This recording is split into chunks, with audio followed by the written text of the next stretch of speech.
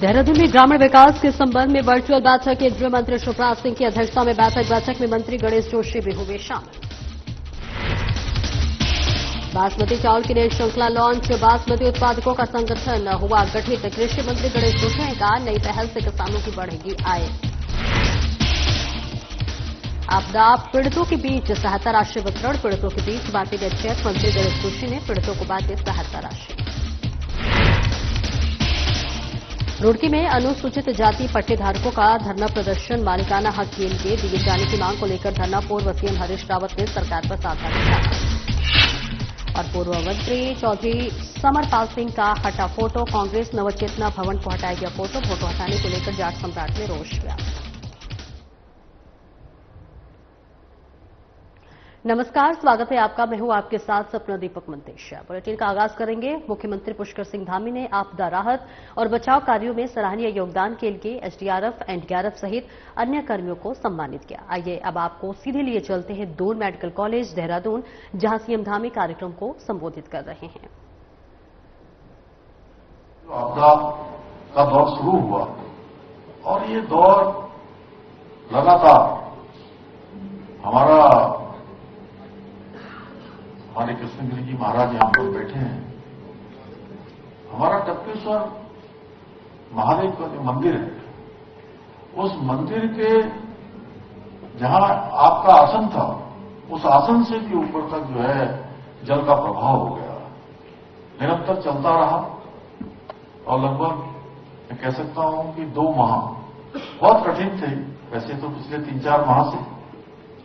और ऐसे समय में आप सभी ने, हमारे राहत देने वाले लोगों ने, बचाव करने वाले लोगों ने, चाहे वो किसी भी फोर्स के हों, उन सभी ने राहत का काम अपनी जान की परवाह किए बिना किया, बहुत कठिन परिस्थितियों में किया। क्योंकि मैंने सभी जगह पर जाकर देखा कि हमारे वीर जवानों ने, राहत कर्मियों ने लोगों को हर सहायता पहुंचाने का काम किया। इसमें सम्मान केवल एक सामान्य सम्मान नहीं है, बल्कि उत्तराखंड की जनता की ओर से आपके प्रति एक कृतज्ञता का प्रतीक है। मैं आज इन सभी बहादुर राहत कर्मियों के साहस और पराक्रम को नमन करता हूं, क्योंकि आपने अपने कर्तव्य को सबसे ऊपर रखा। आपकी कर्तव्यनिष्ठा और साहस ये हमारे लिए भी प्रेरणापुंज है। यही कारण है कि आज हम इस कार्यक्रम के माध्यम से आपको सम्मानित करके स्वयं सम्मानित हो रहे हैं। इसके लिए मैं अर्पित फाउंडेशन का धन्यवाद करता हूं। उन्होंने इस कार्यक्रम के माध्यम से हमारे सभी ऐसे लोगों को रिकॉग्नाइज किया, ऐसे लोगों का सम्मान किया जिनका सच में सम्मान होना आगे के लिए अन्य लोगों के लिए बहुत प्रेरणादायक कारण बनेगा। आज का इस समारोह हमें यह भी याद दिलाता है कि दूसरों की रक्षा और सेवा के लिए स्वयं को जोखिम में डालने के समान दूसरा कोई साहस का काम नहीं हो सकता। भाइयों बहनों, अगर हम उत्तराखंड की बात करें तो केवल इसे एक प्राकृतिक सौंदर्य और आध्यात्मिकता की ही नहीं, बल्कि भौगोलिक और जो हर वर्ष आपदा की चुनौतियां हैं, वह भी स्वतः ही अपने आप याद आ जाती हैं। हिमालय की गोद में बसे हमारे राज्य में भूस्खलन, बाढ़ आना, लैंडस्लाइड होना, हिमस्खलन होना।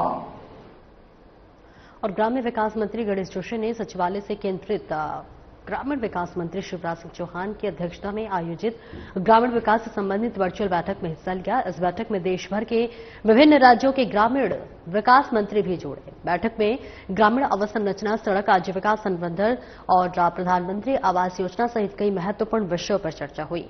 ग्राम्य विकास मंत्री गणेश जोशी ने केंद्रीय मंत्री को अवगत कराया कि उत्तराखंड में इस वर्ष 944 मार्ग और 23 सेतु आंशिक या पूर्ण रूप से प्रभावित हुए हैं, जिन्हें पुनर्स्थापित करने के लिए लिए लगभग 645 करोड़ की आवश्यकता है। उन्होंने पीएमजीएसवाई 4 के अंतर्गत 212 मार्ग लंबाई 1371 किलोमीटर लागत 2060 करोड़ के प्रस्ताव को शीघ्र स्वीकृति प्रदान करने का भी आग्रह किया। मंत्री गणेश जोशी ने पर्वतीय राज्यों की परिस्थितियों को देखते हुए पीएमजीएसवाई में न्यूनतम आबादी की संख्या 250 से घटाकर 100 करने का सुझाव भी दिया। साथ ही प्रधानमंत्री आवास योजना ग्रामीण में वर्तमान स्वीकृत अनुदान राशि 1,30,000 प्रति आवास इकाई को बढ़ाकर 2 लाख करने की मांग की। ग्राम्य विकास मंत्री जोशी ने कहा कि दुर्गम क्षेत्रों में सामग्री ढुलाई की अधिक लागत के कारण लाभार्थियों को आवास निर्माण में कठिनाइयों का सामना करना पड़ता है। इसके अलावा मंत्री गणेश जोशी ने इस वर्ष राज्य में आई दैवीय आपदाओं से क्षतिग्रस्त आवासों की मरम्मत और पुनर्निर्माण के लिए विशेष पैकेज की भी मांग की। केंद्रीय मंत्री शिवराज सिंह चौहान ने सभी महत्वपूर्ण बिंदुओं पर सकारात्मक आश्वासन देते हुए भारत सरकार की ओर से उत्तराखंड को हर संभव मदद का भरोसा दिलाया।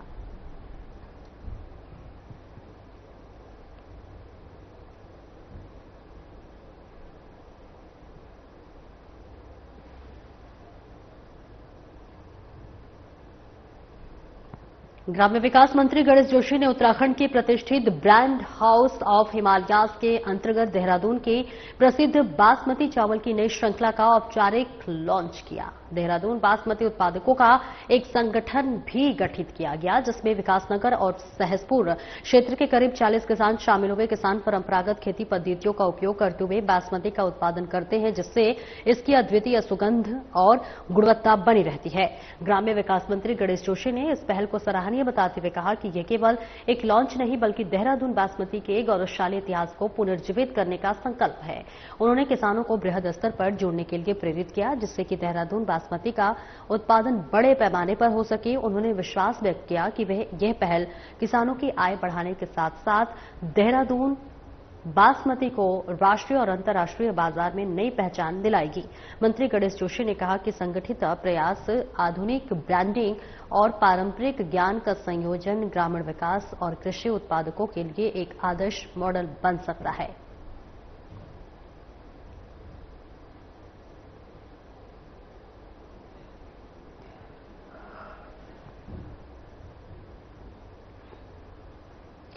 कैबिनेट मंत्री गणेश जोशी ने कैंप कार्यालय में मसूरी विधानसभा क्षेत्र के मखटेती, गलजपाड़ी और जाखंड क्षेत्र के आपदा प्रभावित परिवारों को राहत सहायता राशि के चेक प्रदान किए। मंत्री जोशी ने बताया कि आपदा में पूर्ण रूप से क्षतिग्रस्त मकानों के स्वामियों को प्रत्येक परिवार को 3,80,000 रुपए की सहायता राशि के चेक वितरित किए गए। साथ ही जनहानि के दृष्टिगत परिवारों को 1-1 लाख की धनराशि के चेक प्रदान किए। इस अवसर पर कैबिनेट मंत्री ने सीएम पुष्कर सिंह धामी का आभार व्यक्त करते हुए कहा कि उनके अनुरोध के बाद अन्य सरकार ने आपदा में पूर्ण रूप से क्षतिग्रस्त भवनों के लिए सहायता राशि 1,25,000 रुपए से बढ़ाकर 5 लाख रुपए कर दी गई है। उन्होंने कहा कि मुख्यमंत्री का यह निर्णय आपदा प्रभावित परिवारों के लिए अत्यंत राहतदायक और सहायक सिद्ध होगा।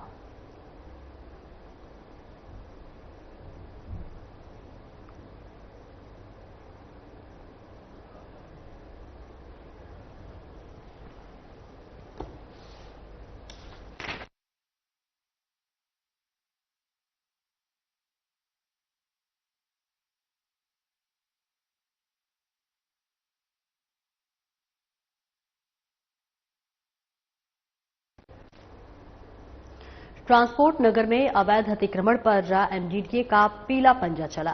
जी हां, आपको बताते चले कि एमडीडीए और नगर निगम का पीला पंजा चला। अवैध अतिक्रमण पर कार्रवाई को लेकर वीसी तिवारी ने दिए थे सख्त निर्देश। सचिव मोहन परनिया के नेतृत्व में प्राधिकरण की टीम का किया था गठन। लगभग 15 से 20 दुकानों से हटाया गया अवैध अतिक्रमण। लंबे समय से अवैध अतिक्रमण और कब्जे की मिल रही थी शिकायतें। कार्रवाई के समय स्थानीय दुकानदारों ने किया विरोध। पुलिस की मौजूदगी में ध्वस्तीकरण अभियान बिना किसी रुकावट से पूरा हुआ। धौरण में दिवेश, राजपुर में नितिन और जमनीवाला में संजेश के अवैध निर्माणों को किया सील।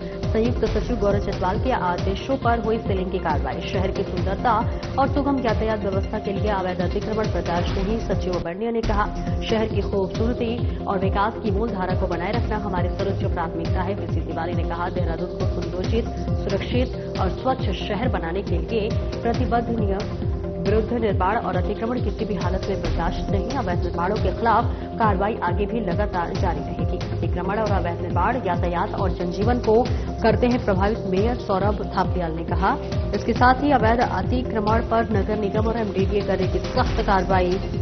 जनता का सहयोगी शहर को स्मार्ट और व्यवस्थित बनाने की कुंजी एमडीडीए और नगर निगम ने किया तय। अतिक्रमण पर चलाया जाएगा साप्ताहिक समीक्षा अभियान। हेल्पलाइन और ऑनलाइन पोर्टल भी शुरू होगा। नागरिक अपनी शिकायत कर सकेंगे दर्ज। शिकायत मिलने पर होगी त्वरित कार्रवाई।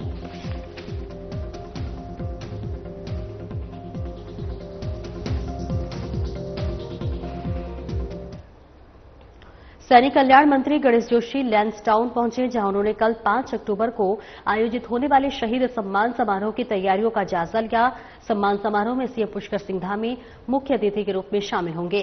लैंसडाउन के परेड मैदान में हेलीकॉप्टर से उतरने के बाद सैनिक कल्याण मंत्री गणेश जोशी सीधे कार्यक्रम स्थल पहुंचकर शहीद सम्मान समारोह की व्यवस्थाओं का निरीक्षण किया। उन्होंने अधिकारियों को निर्देश दिए कि समारोह की सभी तैयारियां समय पर और गरिमामय तरीके से पूरी की जाए। मंत्री गणेश जोशी ने कहा कि लैंसडाउन उनकी कर्मभूमि रही है और यहां आकर उन्हें हमेशा गर्व महसूस होता है। उन्होंने बताया कि 13 नवंबर 1976 को उन्होंने यहीं से एक राइफलमैन के रूप में भारतीय सेना में भर्ती होकर देश सेवा का संकल्प लिया था। उन्होंने सीएम पुष्कर सिंह धामी का आभार व्यक्त करते हुए कहा कि सीएम धामी द्वारा शहीद सम्मान समारोह को लैंसडाउन में आयोजित किए जाने की सहमति देना सैनिकों और उनके परिजनों के प्रति राज्य सरकार की संवेदनशीलता को दर्शाता है।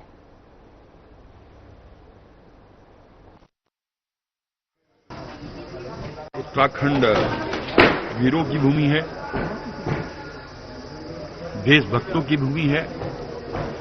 चाहे फर्स्ट वर्ल्ड वार हो, सेकेंड वर्ल्ड वार हो, 47 हो, 62 हो, 65 हो, 71 हो, गलवान हो, पुलवामा हो, ताज पर हमला हो, संसद पर हमला हो, हमारा कोई न कोई जवान देश की रक्षा करने के लिए शहीद होता है। और अभी तक 1734 रणबांकुरों ने इस देश की रक्षा करते हुए अपने प्राणों की आहुति दी है। जब प्रधानमंत्री नरेंद्र मोदी जी उत्तराखंड आए थे, उन्होंने कहा था कि वीरों की भूमि है। बद्री, केदार, गंगोत्री, यमुनोत्री 4 धाम यहां पर हैं।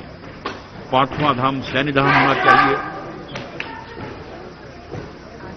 उनकी भावनाओं के अनुरूप धामी सरकार का जो ड्रीम प्रोजेक्ट है सैन्य धाम, वो बनकर लगभग तैयार हो गया है।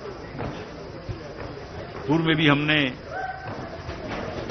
2022 में शहीद सम्मान यात्रा निकाली थी और उसमें 39 लोग जो शहीद हुए हैं उनके पते नहीं मिल पाए थे। कुछ लोग कोई एड्रेस से दूसरे हो गए थे।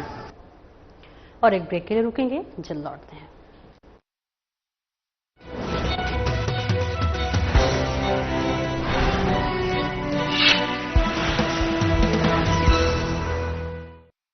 स्वावलंबी हो रहा प्रदेश का युवा, सशक्त हो रहा उत्तराखंड। मुख्यमंत्री पुष्कर सिंह धामी के दूरदर्शी फैसलों और पारदर्शी नीतियों से उत्तराखंड में रोजगार की बयार बह रही है। युवाओं की लाचारी और भ्रष्टाचार की मार पुरानी बात हो गई है। अब युवाओं की मेहनत को समय रहते सही परिणाम मिल रहा है। ऐतिहासिक नकल विरोधी कानून के लागू होने के बाद उत्तराखंड में प्रतियोगी परीक्षाओं में पारदर्शिता आई है। समयबद्ध ढंग से न सिर्फ विज्ञप्ति निकल रही हैं, बल्कि परीक्षा के बाद चयन भी हो रहा है। यही वजह है कि धामी सरकार के कार्यकाल में अब तक 25,000 से ज्यादा युवाओं को सरकारी सेवाओं में रोजगार देने का रिकॉर्ड बना है। पिछले 2-3 वर्ष उत्तराखंड में प्रतियोगी परीक्षा की तैयारी कर रहे छात्रों के लिए काफी अच्छे रहे हैं। उसका महत्वपूर्ण कारण ये है कि एक तो निरंतर रूप से परीक्षाएं आयोजित हो रही है, समयबद्ध रूप में परीक्षाओं के परिणाम भी आ रहे हैं और परीक्षाओं में सबसे महत्वपूर्ण विषय रहता है पारदर्शिता और शुचिता का, वो इंश्योर हुआ है। मुख्यमंत्री पुष्कर धामी ने महिलाओं के सामाजिक आर्थिक सशक्तिकरण की दिशा में साहसिक कदम उठाया। सरकारी नौकरियों में महिलाओं के लिए 30% क्षैतिज आरक्षण के प्रावधान से प्रदेश की महिलाओं को रोजगार में समान अवसर मिल रहे हैं। हमारी सरकार की कई सारी पहल में से एक जो क्रांतिकारी पहल रही है वो है 30% महिला आरक्षण बिल, जिसके माध्यम से न कि सिर्फ उत्तराखंड की महिलाओं को रोजगार में एक नए अवसर बल्कि उनकी जो भागीदारी है उसको भी हमने बढ़ते हुए रूप में देखा है। इसके लिए हम हमेशा ही उत्तराखंड सरकार के आभारी रहेंगे। कुशल युवाओं को रोजगार देने के लिए राज्य सरकार लगातार रोजगार मेले आयोजित कर रही है। इन सभी प्रयासों से सरकारी सिस्टम पर युवाओं का भरोसा मजबूत हुआ है। उम्मीदों को पंख लगा रही उत्तराखंड सरकार, युवाओं को मिल रहा रोजगार।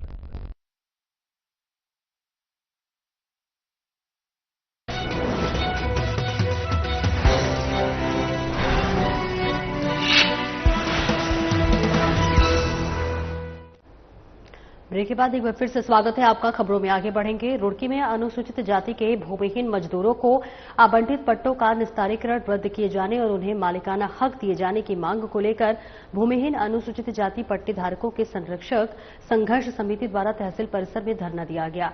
इस दौरान भूमिहीन अनुसूचित पट्टाधारकों के धरने में पूर्व मुख्यमंत्री हरीश रावत पहुंचे, जहां उन्होंने सरकार पर जमकर निशाना साधा।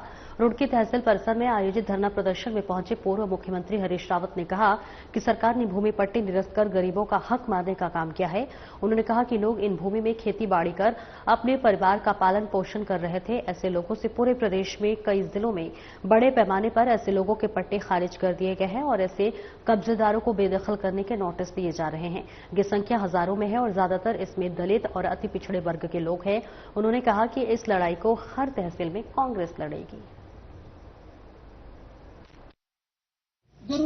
कि मैं उन लोगों की मांग के जिनको भूमिहीन अनुसूचित आदि नामों से पुकारा जाता है उनके धरने में सम्मिलित हो सका।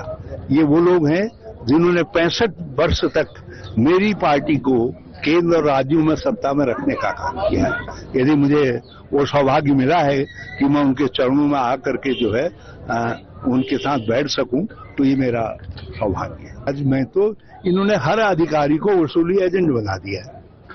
हर अधिकारी वसूली एजेंट है, कलेक्शन पॉइंट है। ये आपकी नजर नहीं पड़ रही है, ये बस इतना ही अंतर है। यदि आपकी नजर पड़ जाती तो ये देश के अंदर ब्रेकिंग न्यूज होगी। आगे बढ़ेंगे। कांग्रेस प्रदेश मुख्यालय में कांग्रेस प्रदेश अध्यक्ष करण बारा और इसके साथ ही साथ पूर्व प्रदेश अध्यक्ष गणेश गोदियाल ने प्रेस वार्ता की। कई मुद्दों पर उठाए सवाल। सरकार पर जमकर बरसे करण बारा और पूर्व प्रदेश अध्यक्ष गणेश गोदियाल। पत्रकार राजू प्रताप ने भ्रष्टाचार के किए थे कई खुलासे। करण बारा ने कहा कांग्रेस की राज्य सरकार से मांग, पत्रकार राजू प्रताप की मृत्यु की होनी चाहिए निष्पक्ष जांच। राज्य में जब से आई बीजेपी की सरकार तब से बाहर के ठेकेदारों की आई बाढ़। कैबिनेट मंत्री धन सिंह रावत पर लगाए कई बड़े आरोप। धन सिंह रावत ने नौकरियां बेचने का किया काम। गणेश गोदियाल ने कहा सहकारिता और स्वास्थ्य में लगाई गई नौकरियों की कराई जाए सीबीआई जांच। शिक्षा विभाग में बेचे गए प्रिंसिपल के पद।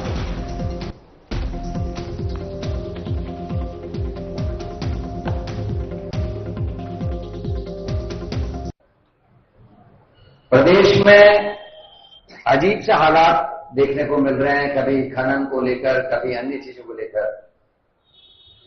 परंतु जो आज विषय मैं उठा रहा हूं वो बहुत गंभीर है। एक पत्रकार की मृत्यु होती है उत्तरकाशी में, और अब सोशल मीडिया के माध्यम से कई जानकारियां निकल के आ रही। कोई कह रहा वो ड्रंक था, कोई कह रहा वो ये था, कोई कह रहा वो था। मेरा ये कहना किसी के पर्सनल जीवन में क्या था वो अपनी जगह है। वो कितना सत्य है कितना गलत है वो हम नहीं जानते। परंतु अगर वो पिए हुए था तो हो सकता है जिसके संग पी रहा था उसने कुछ मिला के पिलाई हो। और जो खुलासे उसने किए हैं वो निश्चित ही हर पत्रकार करता है। कहीं कोई गलत चीज देखी जाती है तो उसको उठाने का काम पत्रकार करते हैं। और जो कल जब आदरणीय गणेश गोदियाल जी, मैं, प्रीतम सिंह जी, आदरणीय काजी निजामुद्दीन, आप जानते होंगे कि जब राज्य में जब से बीजेपी की सरकार आई है बाहर के ठेकेदारों की बाढ़ आ गई है हर विभाग में। बिट हो रही है। पता चला दिल्ली की कोई पार्टी है, इलाहाबाद के कोई बड़े पत्रकार हैं जो कुछ अपने यहां के साथियों के साथ मिलकर ये प्रावधान है कि प्रत्येक जीन्स के प्रत्येक चीज के मतलब जैसे माननीय अध्यक्ष जी ने दौरान ये सरकार निश्चित रूप में इस बात को भी कहेगी कि जो हम बार बार आरोप लगाते हैं कि स्वास्थ्य, सहकारिता और हायर एजुकेशन विभाग में जब से धन सिंह रावत जी मंत्री बने हैं तब से नौकरियों को बेचने का कारोबार जारी है। और माननीय मुख्यमंत्री जी, आपकी अगर उत्तराखंड के नागरिकों के प्रति बिल्कुल बाल बराबर भी अगर जवाबदेही है और आपने अगर उत्तराखंड रियायत बची है तो मैं आपको चुनौती देता हूं कि आप ये जो सीबीआई जांच अभी इस प्रकरण में जो पेपर लीक प्रकरण में सीबीआई जांच हुई है, उस सीबीआई जांच के प्रकरण का दायरा बढ़ाते हुए उसमें सहकारिता में जो कोविड के दौरान भर्तियां की गई और जो आरोप बीजेपी के विधायकों ने लिखित रूप में धन सिंह रावत जी पर लगाए कि उन्होंने 20-20 लाख में नौकरियां बेची सहकारिता में, इनके विभाग पर जो आरोप लगाए उसकी जांच, ओपन विश्वविद्यालय में जो 50-60 ऊंचे पदों पर भर्तियां की गई उसकी जांच, और इस समय जो प्रधानाचार्य के पदों पर एक विशेष मैकेनिज्म तैयार करने के बाद जो हो रहा है भर्ती, इसकी जांच आप सीबीआई को सौंपेंगे। मैं आपसे प्रार्थना करता हूं, उम्मीद करता हूं। और अगर आपने नहीं सौंपी तो मैंने पहले कह दिया कि चोर चोर मौसेरे भाई। कांग्रेस पार्टी के मजबूत स्तंभ रहे प्रदेश के पूर्व सहकारिता मंत्री चौधरी समरपाल सिंह की फोटो कांग्रेसियों द्वारा कांग्रेस नवचेतना भवन से हटाए जाने से जाट समाज में भारी रोष व्याप्त हो गया। स्वर्गीय चौधरी समरपाल सिंह जी की पुत्री मुक्ता सिंह ने इस प्रकरण की घोर निंदा करते हुए इसे कुछ कांग्रेसियों की ओछी मानसिकता बताया। मुक्ता सिंह ने कहा कि उनके पिता चौधरी समरपाल सिंह ने कांग्रेस पार्टी के लिए अपना सारा जीवन समर्पित किया। जिन लोगों ने उनकी फोटो हटाई उन्हीं लोगों ने उनकी मृत्यु के बाद उनके पार्थिव देह पर कांग्रेस का झंडा चढ़ाया था। उन्होंने कहा कि उनके पिता पूर्व सहकारिता मंत्री रहे। उन्होंने कहा है कि जाट शिरोमणि का नाम खराब करने से जाट समाज में भी भारी रोष है।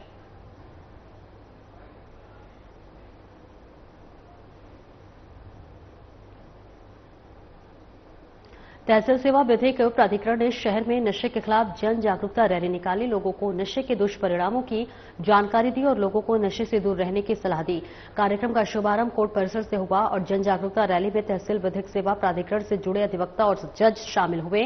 पोस्टर बैनर के माध्यम से भी लोगों को नशे के दुष्परिणामों की जानकारी दी गई। रैली में मौजूद एसडीएम योगेश मेहरा ने बताया कि तहसील विधिक सेवा प्राधिकरण लगातार लोगों को नशे के दुष्परिणामों की जानकारी देकर जागरूक करने का काम कर रहा है और इसी कड़ी में रैली के माध्यम से लोगों को नशे से बचाने की कोशिश की गई। रैली में कई स्कूलों के छात्रों ने अपनी अहम भूमिका निभाई।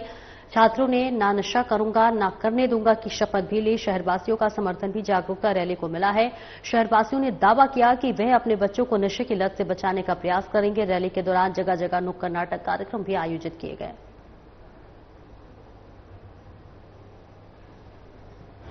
सेवा प्राधिकरण के तत्वाधान में आज एक नशे के अगेंस्ट एक नुक्कड़ नाटक और जन जागरूकता रैली के माध्यम से युवाओं को नशे की प्रवृत्ति से दूर रहने के लिए जागरूक करने का एक अभियान था। इसमें स्कूली छात्र छात्राओं ने बढ़ चढ़ के हिस्सा लिया। इसके अलावा जो न्यायिक सेवा के अधिकारी और प्रशासनिक सेवा के अधिकारियों के साथ साथ बार काउंसिल का इसमें विशेष योगदान रहा। और आपके चैनल के माध्यम से भी हम अपील करना चाहेंगे कि इस तरह की प्रवृत्ति को रोकने के लिए अधिक से अधिक आसपास के लोगों को जागरूक किया जाना चाहिए। और यदि कोई व्यक्ति इस तरह की जो प्रवृत्तियां हैं उनमें संलिप्त रहता है और आपराधिक कृत्य करता है तो उसकी संभावना हो तो उसके बारे में नजदीकी थाने में या स्थानीय प्रशासन को अवगत कराना। विगत 16 सितंबर को आई भीषण आपदा के बाद जहां मसूरी विधानसभा में कई मकान क्षतिग्रस्त हो गए और कई सड़कों को नुकसान हुआ, वहीं अब इस आपदा के बाद धीरे धीरे स्थिति स्पष्ट रूप से हो रही है। और मसूरी देहरादून मार्ग पर राकोलू खेत के निकट एक होटल में आपदा के बाद एक स्कूटी एक बाइक के साथ 2 वाहन दब गए थे, जिन्हें अब मलबे के ढेर से निकाला जा रहा है। वहीं आपदा के समय पुलिस द्वारा कई लोगों को रेस्क्यू कर सुरक्षित स्थानों पर पहुंचाया गया। आज भी उस मंजर को याद कर प्रत्यक्षदर्शियों की रूह कांप उठती है। प्रत्यक्षदर्शी कमरू जमाल ने बताया है कि 16 तारीख की सुबह पहाड़ी दरकने के कारण यहां पर भारी मलबा जमा हो गया था, जिसमें कई वाहन दब गए थे और आज इन्हें निकाला जा रहा है। उन्होंने बताया है कि यहां पर 3 पेड़ भी जड़ से उखड़ गए हैं, जो कि कभी भी गिर सकते हैं, जिससे जानमाल का खतरा पैदा हो सकता है। 18 तारीख को 16 तारीख को था यहीं से जब जल जलाया सुबह 6 बजे के करीब। बहुत तगड़ा ऊपर से पहाड़ सर का। एक एक्टिवा थी यहाँ से, एक बाइक थी, एक 4 पहियों की गाड़ी थी बड़े वाली, जो 25-26 लाख रुपए करीब की थी। और वैसे कोई नुकसान नहीं हुआ, माली जानी नुकसान कोई नहीं हुआ, माली नुकसान है यहाँ। बबलू शर्मा का 15 दिन पहले खड़ी हुई थी कि 16 समझो पहली तारीख से खड़ी थी ये गाड़ी।